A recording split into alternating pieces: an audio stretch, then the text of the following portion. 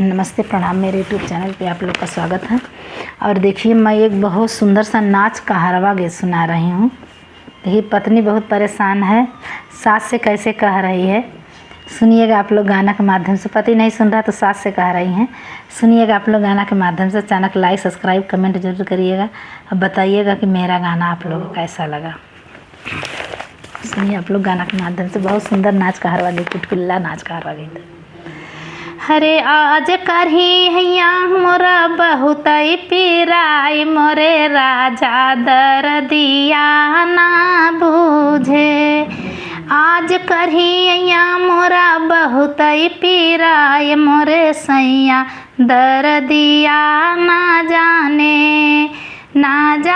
हे राम ना जाने हो।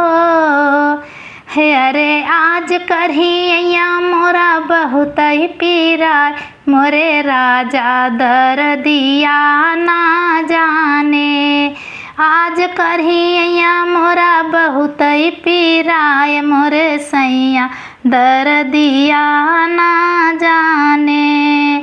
अरे पैया तोरे लागिला सासू सुहागिन, पैया तोरे लागिला सासू सुहागिन।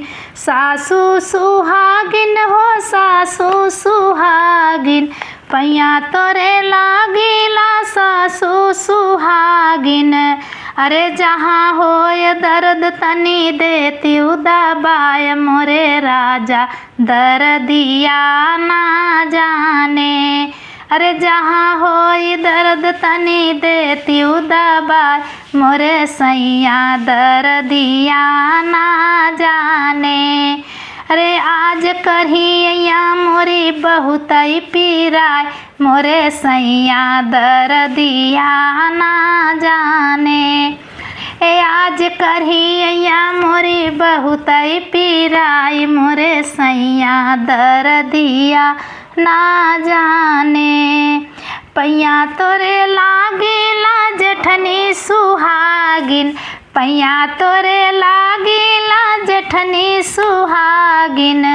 अरे जहाँ होई दर्द तनी देती दबाय, मोरे सैया दर्दिया ना जाने। अरे जहाँ होई दर्द तनी देती दबाय, मोरे राजा दर्दिया ना जाने।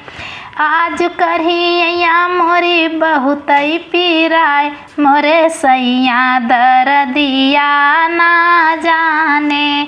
अरे आज करही मोरी बहुत पीराय, मोरे राजा दर्दिया ना जाने।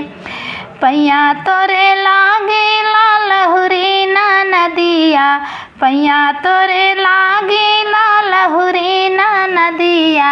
लहुरी ना नदिया हो लहुरी ना नदिया, पैया तोरे लागिला लहुरी ना नदिया।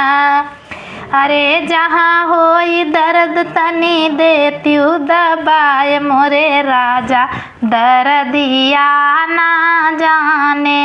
अरे जहाँ होई दर्द तनी देती दबाय, मोरे सैया दर्दिया ना जाने। आज करही मोरी बहुत पीराय, मोरे सैया दर्दिया ना जाने। आज करही मोरी बहुत पीराय, मोरे सैया दर्दिया ना जाने। कैसा लगा मेरा गाना आप लोग सुन के लाइक सब्सक्राइब कमेंट जरूर करिएगा।